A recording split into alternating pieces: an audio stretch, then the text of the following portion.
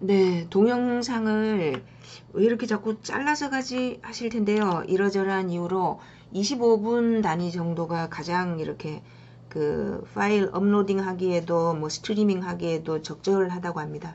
그래서 25분 단위로 이렇게 세팅을 하고 있습니다. 그러면 데카르트까지 봤었죠. 근데 그 이데아의 또 다른 버전들이었죠. 그 자리에 이데아의 자리에 신이 내 이데아에 있는 것을 깨우치는 상기하는 알레테이아였죠. 그때는 존재 그렇게 깨우친 진리가 존재와 일치한다는 게 플라톤. 그러다가 이게 중세 오면서 어떻게 돼요? 하나님이 내 영혼에 적어놓은 그 글, 그 말씀이 새겨진 그거를 발견하는 거였죠. 데카르트는 또 뭐라 그랬어요? 하나님이 내게 심어준 논리학적 수학적 관념들. 그래서 그 엑기스가 뭐라고요? 에센스 그 정점에 있는 게 기하학을 통해서 내가 제대로 사유할 수 있고 그게 내 진실된 사유고 그걸 통해서 존재와 일치한다 이렇게 봤었잖아요. 칸트로 가볼게요. 칸트는 어마어마한 분이죠. 근데 아리스토텔레스의 진리관이다. 여기는 이제 뭐가 다른지 한번 볼게요. 칸트는 선험적 연역, 논리죠, 논리. 그리고 주관적 연역 두 개로 나눴어요. 선험적 영역은 결국은 칸트는 어떻게 해서 우리의 인식이 발생한다고 봤냐면 밖에 있는 현상이 들어오죠. 들어오면 이거 처음에 어떻게 말씀드려볼까요? 저한테 데카르트가 말한 논리적 수학적 관념을 칸트는 오성의 틀, 범주로 바꿉니다. 범주. 12개의 범주. 그래서 왜 저기 언젠가 그 했던 거 기억 나시죠? 기억 안 나시? 요겁니다. 요거. 그 보시면 칸트는 인간 정신 속에 이미 세계를 인식할 수 있는 틀, 스키마, 쉐마가 들어있다라고 했거든요. 여기 보시면 인과관계도 있죠. 여기 개연성, possibility, 가능성이고요. 실현, 지금 실제로 지금 뭔 일이 일어나고 있다라고 하는 거고, 필연, 뭐는 뭐뭐여야 한다. 여기 양상, modality죠. modality 요거고, 관계 속에 뭐는 뭐다, 뭐뭐면 뭐뭐다. 이 인과죠. 요렇게. 요런 것도 있고 성질에 대한 것도 있고 분량에 대한 것도 있고 이거를 저희가 갖고 태어난다 도식을 가지고 있다. 그래서 오성 깨달을 오자예요. 이성, 오성, 감성을 칸트는 구분하고 있거든요. 그거 나중에 한번 가서 찾아보시고 그래서 예를 들어서 어떻게 얘기했냐면 그 칸트는 그 뭐를 기억하셔야 되냐면 드디어 우리가 알 수 있는 것과 알 수 없는 것을 구분을 해요. 그러니까 아까 그 라깡 도식에서 여기 왼쪽에 있는 게 리얼리티예요. 실제계. 라깡이 세 개로 구분하죠. 이게 지금 실제계가 있고요. 그 다음에 또요. 상상계, 이미지로 이루어져 있는 거요. 그 다음에 말로 이루어져 있는 상징계 이렇게 세 개로 나누잖아요. 근데 이 실제계와 처음에 칸트가 실제계와 우리 눈에 드러나는 거 표상 이거 상상기에 가까운데 오히려 더 헷갈릴 수 있겠다. 그래서 칸트는 처음에 뭐라 그랬냐면 우리는 두 가지가 있다. 하나는 물 자체라 그래요. 물 자체. thing in itself. 그러니까 사물로 이루어져 있는 그 자체. thing in itself. 물 자체라 그래요. 물 자체라고 부르고 딩한지히라고 하는 개념 있죠. 칸트가 처음으로 말한. 그리고 현상. 우리 눈에 드러난 거. 후설의 현상학은 현상을 갖다가 학의 수준으로 끌어올린 거예요. 우리가 현상을 안다는 게 뭘까? 그걸 현상학이라고 피나미는에다가 로지 붙인 거잖아요. 바이오에다가 로지 붙이면 생물학 되는 것처럼. 그래서 이거 물 자체하고 현상으로 두 개로 구분했어요. 칸트가. 그러니까 정확하게 말하면 실제와 현상계로 나눴던 거죠. 그러면 우리가 뭔가를 알게 된다는 건 어떻게 판단했냐면 칸트는 오성의 틀로 그러니까 뭔가 이렇게 이미지가 떠오르잖아요. 그러면 이게 뭐지? 이걸 갖다가 아까 12개의 도식으로 판단을 해서 알게 된다는 거예요. 예컨대 그럼 만약에 인간에게 이 오성의 틀, 이 범주가 없으면 어떻게 돼요? 만약에 인과율이라는 아까 그 관계범주 중에 여기 인과율이 있었죠. 이게 없는 인간이라면 비가 오고 땅이 젖은 걸 연결을 못 한다는 거예요. 근데 우리는 하죠. 왜요? 우리 머릿속에 이미 그 도식이 들어있기 때문에.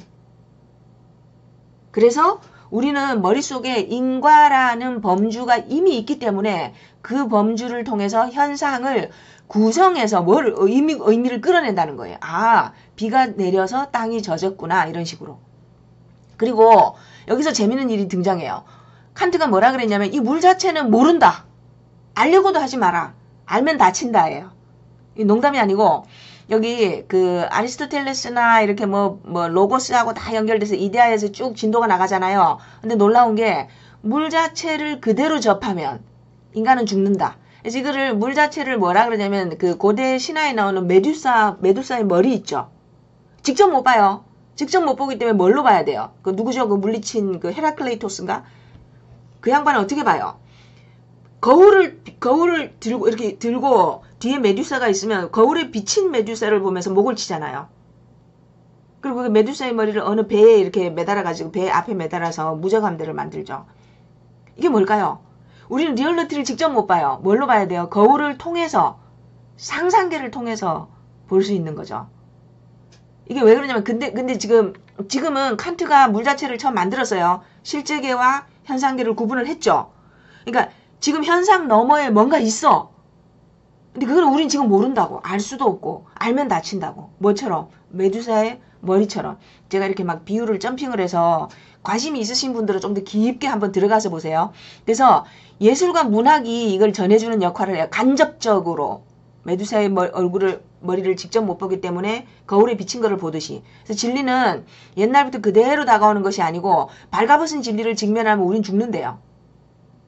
예. 모든 것을 다 알아도 안다고 하면 우린 못 깼는데 그 진리를.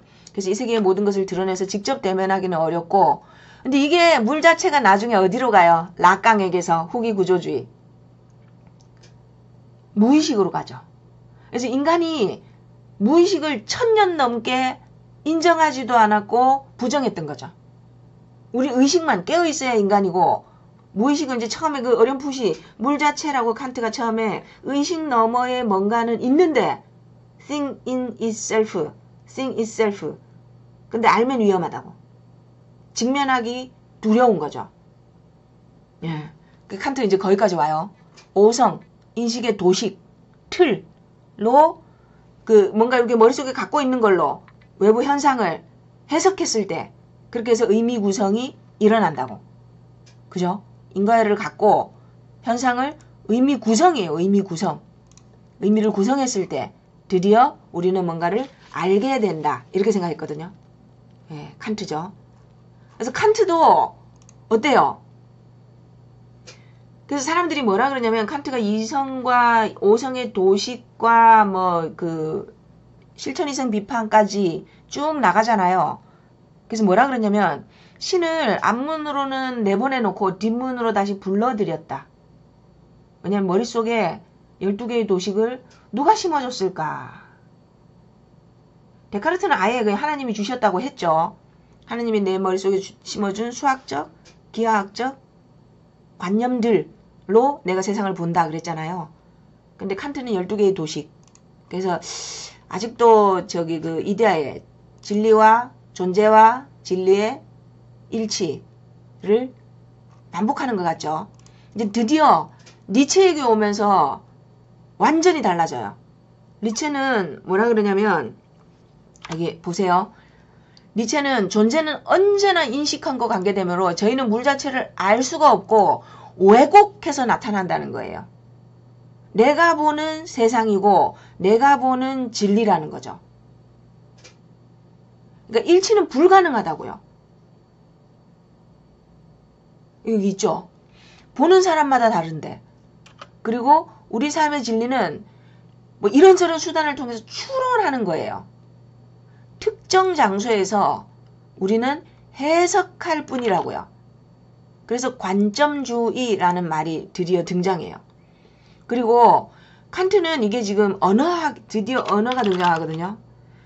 이게 언어적 전환이라고, 링귀스틱 턴이라고 있었죠. 인류 역사에서. 리얼리티와 인식, 존재와 인식 두 개만 얘기하다 그 사이에 말이 들어간다는 걸 알게 된 거예요. 근데 모든 말은 자리바꿈이죠. 왜냐면 지금 꽉이 수업한다. 꽉이 아니고 다른 사람이 될 수도 있죠. 뭐 현준이 수업한다.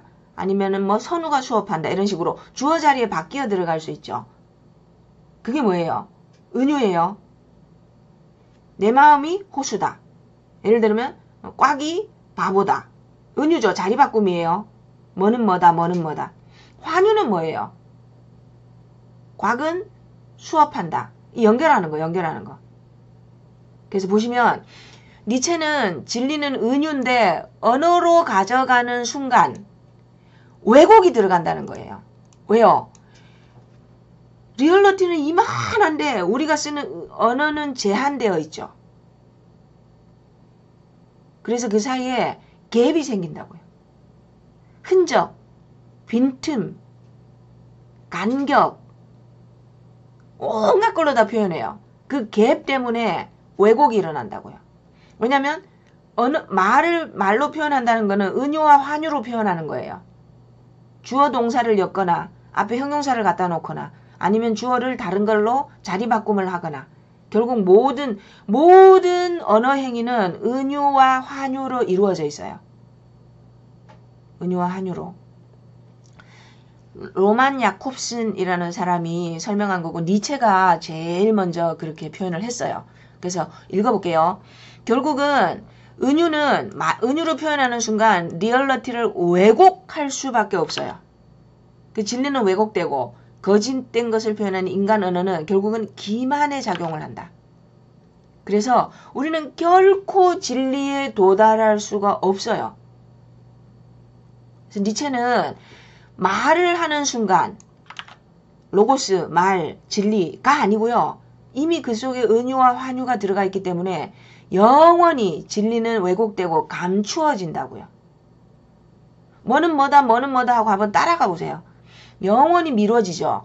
그래서 나중에 그 데리다가 뭐라 그래요? 차연. 기억나시죠? 차이 더하기 지연이에요. 뭐는 뭐다 뭐는 뭐다. 왜냐면 영순과 영희의 차이. 영순이 누구야? 그러면 얘랑 이렇게 달라. 어떻게 달라? 걔는 누구 동생이고 이런 관계고. 그 다음에 지연되죠. 뭐는 뭐다 그러면은 이렇게 자꾸만 뒤로 미뤄지잖아요. 그 의미 결정이 되려면. 이렇게 맨 나중에라야 의미가 결정되죠. 그래서 differ 다른 기호들, 다른 이름들과의 차이 더하기 differ, delay 연기된다, 미루어지다. 그래서 차연 의미는 그렇게 얘기를 해요. 그럼에도 불구하고 자기가 서 있는 관점에서 해석할 수밖에 없는 거죠. 여기 있죠. 모든 언어는 인간이 만들어낸 것이고 인간의 관점에서 모든 명사는 인간이 사물을 지시하기 위해서 이미 해석이 들어간 거라고요. 그래서 왜 저희 과학 철학에서도 관찰의 이론 의존성 얘기하잖아요. 관찰 이론에 근거해서 관찰을 한다가 아니고요. 모든 데이터는 관찰을 통해 얻어낸 데이터 또는 라틴어로 팩트는 이미 뭐예요? 이미 이론이라고요. 내가 뭔가를 그거를 부른다는 뜻은 그 이론으로 이미 이론으로 해석해낸 거라고요. 데이터조차도 아는 만큼 보이는 게 아니고요. 이론이 없으면 안 보여요. 네.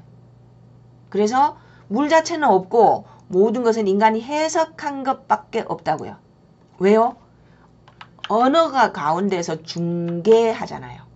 그래서 언어는 모든 사유는 언어와 관계된다. 언어를 통해서만 생각하고 판단하고 이해하고 설명하고 느낄 수 있으므로. 그래서 이 세 개의 의미는 자연된다 이렇게 나오죠. 우리가 말을 하는 것 자체가 은유예요. 이거 오늘 한번 곰곰이 생각해 보세요. 왜 인간의 말이 은유와 환유일까? 뭔가로 자리 바꿈하는 거나 누구와 누구를 연결한 거죠. 모든 게 언어예요. 그래서 니체가 처음 말했어요. 라강이 처음 말한 게 아니고 야콥슨이 처음 말한 게 아니고 1800년대 후반에 중반에 니체가 처음으로 인간은 모든 언어 사용 자체가 은유다. 은유는 거짓말, 기만, 속임. 왜냐하면 저를 뭘로 어떤 단어로 대체할 수 있을까요? 온전히 없죠. 뭔가가 빠지잖아요. 뭔가가 누락되죠. 뭔가 갭이 생기죠. 나의 리얼러티하고 나를 나타낸 그하고 그거하고. 그래서 존재와 사유가 일치하는 게 아니에요. 이제 더 이상. 일치한다는 거는 무리죠. 무리. 그래서 모든 개념의 사용 자체가 은유다. 그리고 은유로밖에 사물을 볼 수가 없죠. 인식 자체가 은유죠. 그래서 그림 그리듯이 이 세계를 인식한다고요. 우리가. 그림을 그리듯이. 뭔가를 화폭에 옮기고 말로 옮기는 순간 그걸 뭐라고 부르고 그거 자체가 내 나름대로 그림 그리는 거라고. 이 세상을 그림을 그리는 방식으로 본다. 그래서 은유는 언제나 세계의 병든 왜곡된 실제상을 끊임없이 지시하면서 이 왜곡이 그리고 또 있어요. 이 언어 자체가 이게 이제 후코가 가져가는 거거든요. 우리가 쓰고 있는 언어는 이미 누군가를 죽인 흔적이라고요. 왜냐면 저희가 쓰는 이제 푸코가 담론이란 말을 하잖아요. 담론의 질서. 어떤 말은 할 수 있고 어떤 말은 할 수 없죠. 근데 그거 누가 만든 거예요? 지배자들이. 그래서 모든 지금의 담론의 질서에는 죽은 자의 흔적이 있다는 거죠. 억압받은 자의 흔적. 그래서 그리고 말을 사용한다는 것 자체가 사물을 죽인 자리래요. 제가 언젠가 그 말씀 드렸죠. 단어, 개념이라는 것 자체가 개념이 뭐예요? 여자, 보편적인 거죠. 보편적인 여자, 여학생으로 이렇게 딱 길어 올리려면 낱낱의 개별적인 차이는 죽여야 돼요. 그러니까 저 이렇게 있잖아요. 몸뚱아리. 얘를 갖다가 곽영순이라고 부르잖아요. 그 언어가 들어오는 순간 사물은 죽는 거예요. 이거 대신에 쓰는 거잖아요. 뭔지 몰라도 이거 대신에. 아니면은 지금 대한민국의 리얼리티를 어떻게 표현하실래요? 아니면은 문재인 대통령을 어떻게 표현하실래요? 노무현 대통령을 무엇으로 상징? 어떤 대통령? 바보 대통령? 그 양반한테 붙는 여러 가지 언유가 있죠. 근데 그렇게 하면 어떻게 돼요? 실제 물 자체를 대체해버리는 거잖아요. 대신. 그 사람의 리얼리티가 죽어버리는 거죠. 무엇으로 부르든 간에. 온전히 나타낼 수가 없는 거죠. 그래서 이것도 제가 한 말이 아니고 니체가 그랬어요. 사물을 죽여야 언어가 탄생한다. 언어는 사물을 죽이고 태어나는 거다. 라고 얘기했어요. 그래서 니체의 관점주의는 모든 주관은 이미 누군가의 주관하에서 그걸 본 거라고요. 관점주의. 자기 관점에서 해석한 거라고요. 관점주의. 독도 문제 생각해 보세요. 세상에 리얼리티란 없어요. 그리고 지금 저희가 구사하는 이 언어 있죠. 이 언어는 살아남은 자의 언어예요. 이상한 언어들 다 죽었잖아요. 그러면은 앞으로 100년 뒤에 죽을 언어 한번 생각해 보세요. 만약에 한번 고민해 보세요. 그래서 삶은 결국 주관적 진리다. 그렇게 되면 이제는 더 리얼리티, 더 트루스가 아니에요. 리얼리티도 복수가 되고 트루스도 복수가 되는 관점주의가 돼요. 그렇게 되는 거죠. 그리고 이제 드디어 하이데거예요. 하이데거는 그 후설의 제자잖아요. 후설 그러면은 어떤 분이에요? 현상학자죠. 현상학자고 현상학은 뭐예요? 후설은 어떻게 해서 우리가 진리를 찾을 수 있다 그랬죠? 진리라고 그랬나요? 뭐라 그랬나요? 그렇게 안 하고 노에마라 그랬죠. 노에마. 본질 직관. 이게 진짜 본질이 뭐냐? 그래서 어떡하래요? 현상학적 한원, 형상적 한원 이렇게 이데아, 말, 로고스 또 뭐예요? 이데아를 이제 그 제자인 아리스토텔레스는 뭐로 바꾸죠? 에이도스로 바꾸잖아요. 이제 영어로 이거 한국말로 하면 이게 뭐예요? 리면서 형상이에요. 형상. 드러나는 어피어런스가 아니고 폼, 엑기스. 폼이에요. 폼. 근데 이 현상학은 결국 관념론이죠. 내면으로 들어가서 본질을 직관해야 된다니까요. 떠오르는 거. 그 폼을 직관하는 방법. 본질 직관. 형상을 파악하는 거거든요. 원의 형상처럼. 그러니까 이 리얼리티에 정말 제대로 된 본질이 뭘까? 이건 제 생각인데요. 제가 예전에 학교 다닐 때 참선 서클이었거든요.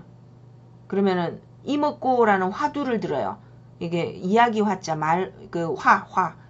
담화 할 때 화자에다가 그다음에 머리 두자죠. 그 이야기의 꼬리, 말의 꼬리. 그러니까 이 먹고 이것이 무엇이냐 이렇게 쫑알쫑알쫑알 되는 이 나가 뭐냐고요. 욕망의 덩어리냐 아니면 고기 덩어리냐 아니면은 영혼이 나냐. 그게 화두예요. 뭐 이런저런 화두가 많아요. 그래서 누가 부처가 뭐냐 그랬더니 뭐 화장실에 있는 똥막대기다. 옛날에 절에 가면 그 똥이 이렇게 쌓이거나 그러면 이렇게 똥 풀 때 이렇게 똥막대기 있어요. 이게 흔들어져요. 이게 좀 이렇게 그렇게 해서 이제 푸올리거나 뭐 그러거든요. 이게 똥막대기다. 이게 뭘까? 그렇게 해서 나의 본질을 깨치는 게 그게 부처가 되는 거래요. 근데 깨칠 때 뭐 해야 되냐면 오온계공이라는 말이 있어요. 반야신경에. 오온계공. 오가 뭐냐면 5개고요. 오오 5개. 온이 센스예요. 센스. 오감이 오감. 근데 오감으로 들어오는 거 믿지 말라고요. 그 거짓말이라고. 눈도 속이고 코도 속이고 입도 속이고 귀도 속이고 촉감도 속이고 맛있다 하는 게 이게 거짓말이라는 거죠. 맛있는 것도 길들여진 거예요. 맛있다고 하니까. 아니면은 뭐 있죠 사람마다. 예. 근데 그 니체가 뭐라 그러냐면 인간이 말을 하는 순간 이미 왜곡, 거짓말, 기만, 사기가 들어가 있다고요. 그 말은 우리는 한민족이잖아요. 수천 년의 역사 동안 지배자들의 말만 우리가 받아들이고 그 뒤에 수많은 죽어간 사람들의 말이 덮어 써져 있는 그런 말이다. 그렇게도 보거든요. 그게 담론이에요. 후코가. 누구의 담론을 우리는 지금 반복하고 있냐고. 어디에 길들여지고 있냐고. 그죠? 네. 그래서 근데 플라톤은 이런 현상학, 직관을 통해서 본질을 직관한다라는 거. 노에마 노에시스, 사고작용을 통해서 힐레로부터 감각재료로부터 거기서 그 오류나 편견을 다 걷어내고 본질을 직관한다. 노에마를 딱 붙잡는 거죠. 네. 마치 불교에서 이렇게 자기 깨치는 것처럼. 그죠? 근데 하이데거는 그게 아니다라고 한 거예요. 그래서 하이데거가 후설의 현상학을 뭘로 가져가냐면요. 존재론으로 가져가요. 정확하게 말하면 존재론적 해석학으로 가져가요. 그래서 하이데거는 뭐라 그랬냐면요. 모든 것은 이미 해석이다. 근데 그 해석 속에는 나의 살아온 내 존재가 들어가 있다고요. 어려운 거 아니에요. 나의 존재 경험을 토대로 어떤 거를 해석하는 게 그게 현상학이라고요. 존재 경험. 근데 그 존재가 과거, 현재, 미래가 다 들어가 있는 거예요. 어떻게 미래가 들어가냐 그러는데 현재, 과거의 기억은 현재를 통해 끊임없이 재해석돼요. 노무현 대통령 죽었죠. 박정희 대통령도 죽었죠. 픽스된 거 아니에요. 끊임없이 재해석된다니까요. 사람마다, 순간마다, 장소마다, 역사마다. 고향에서 해석하는 거하고 고향 아닌 곳에서 해석하는 거하고 다르죠. 박정희 대통령도. 하여튼 그래서 그 하이데거의 존재론이 알레테리아 깨어난다 그랬는데요. 이건 뭐냐면 하이데거의 존재론은 이렇게 보세요. 영혼에 쓰여져 있는 읽기 뭐 그렇게 하는데 하이데거는 그렇게 안 보고 존재 질문, 서구 형이상학이 망각한 존재의 의미. 그래서 여기 뭐라 그러냐면 하이데거는 진리를 존재의 빛이라고 했는데 이렇게 말하니까 꼭 누구죠? 존재의 빛. 데카르트 같죠? 하나님이 우리 영혼에 이렇게 빛을 비춘다 이렇게 하는 거. 영혼에 새겨놓으신 그 말씀, 그거를 깨닫는 게 진리다 이렇게 얘기했었잖아요. 아우구스티누스도 그랬고. 근데 하이데거는 존재, 요한복음에서 내 말에 거하라. 그러면 진리를 알게 되고 그럼 너희는 자유로울 거다. 이렇게 예수님이 말씀하셨죠.